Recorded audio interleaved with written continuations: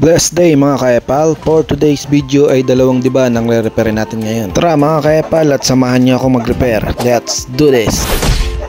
Baka pwede ding makapaglambing dyan mga kaepal ng isang like, follow and share dyan. Maraming salamat. At syempre una, babaklasin muna natin. Katayin na natin to nang makita natin ang mga laman loob. Medyo matagal din magbaklas mga kaepal dahil tatanggalin mo isa-isa ang mga takar niyan.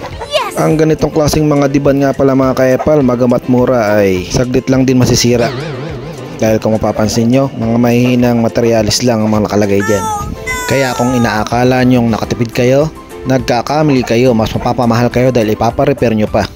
At ayan ang loob nyan mga kaepal. At eto naman ang ibabaw.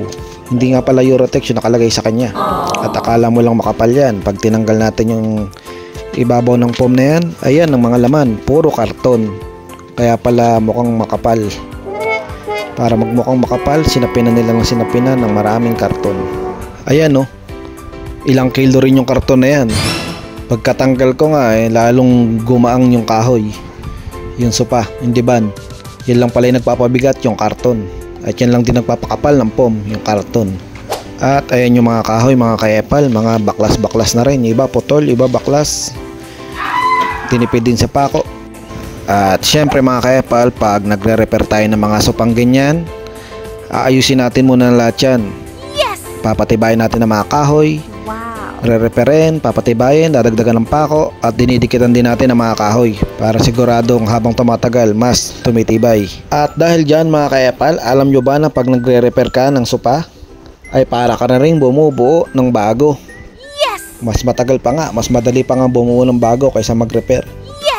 Kasi pag bumuo ka ng bago, bubuo ka na lang agad.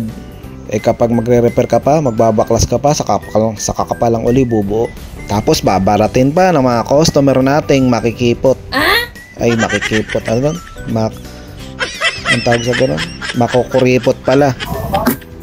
Sa mga gusto magpa-repair dyan, PM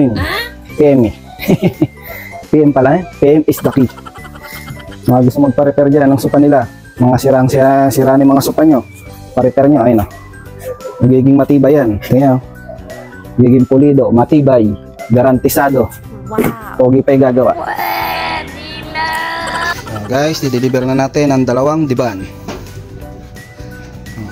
Brown. Kasama natin si Gerbin, Sir Gerbin. Let's go!